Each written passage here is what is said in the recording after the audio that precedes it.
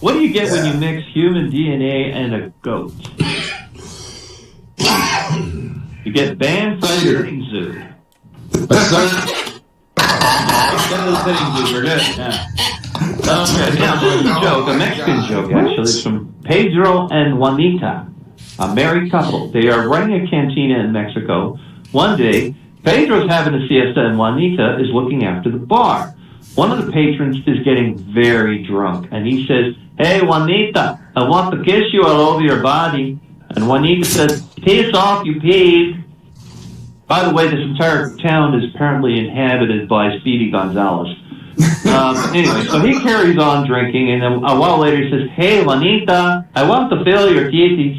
And Juanita says, "Piss off, you pig." Right?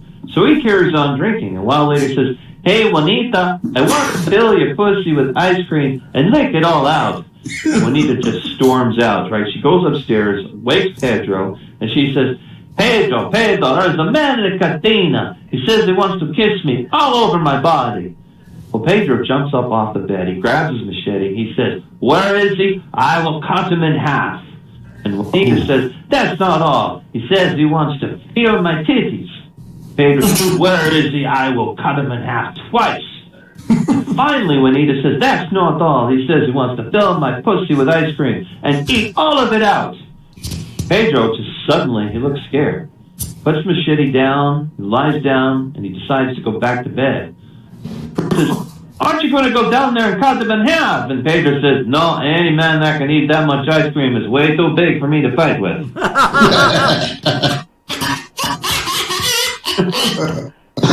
And with that, I'm going to hand things off to WyNott. WyNott, get up here and make us laugh, please. Well, do I have to get up? I don't even want.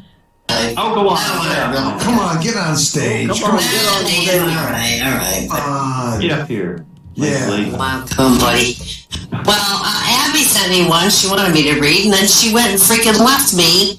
And this is golden years. I don't know why Abby left. This is your golden years, boys and girls. Weren't in my pockets. Suddenly, I realized I must have left them in the car.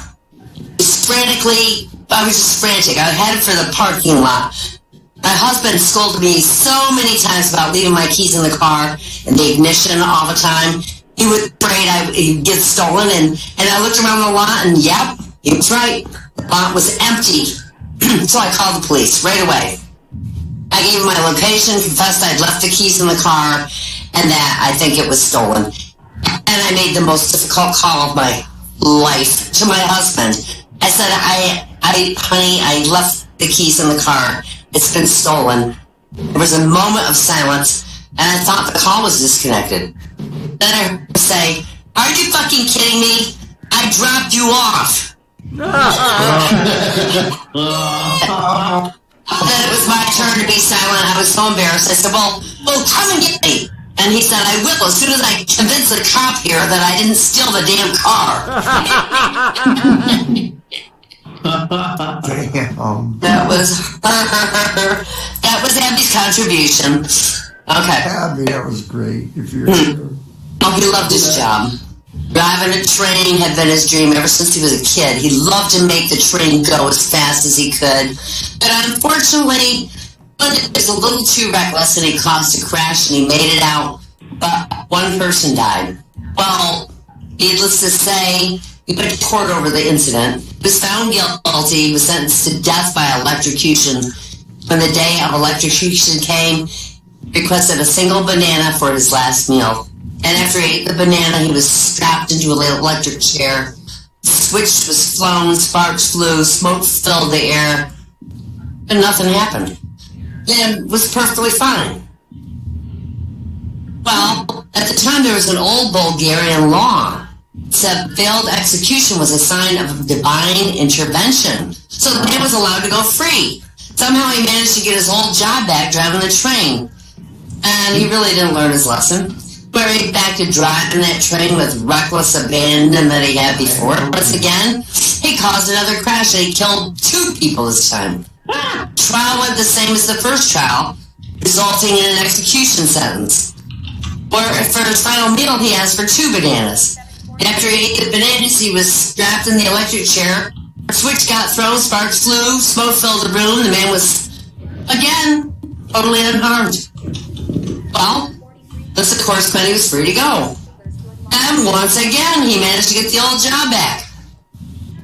Now, to what should have been the surprise of no one, he crashed yet another train and killed 3 people, and so once again, sentenced to death.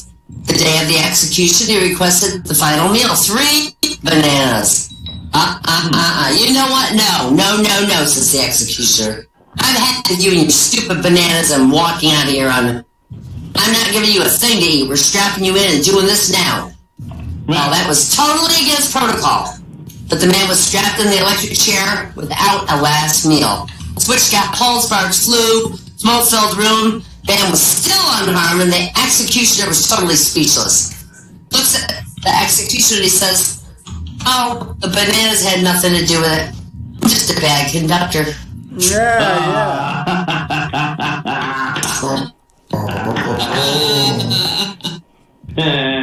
This guy's dining alone at a really fancy restaurant. There's this gorgeous cat sitting at the next table. He's been sneakily checking her out ever since he came in, but he doesn't have the courage to start to talk to her.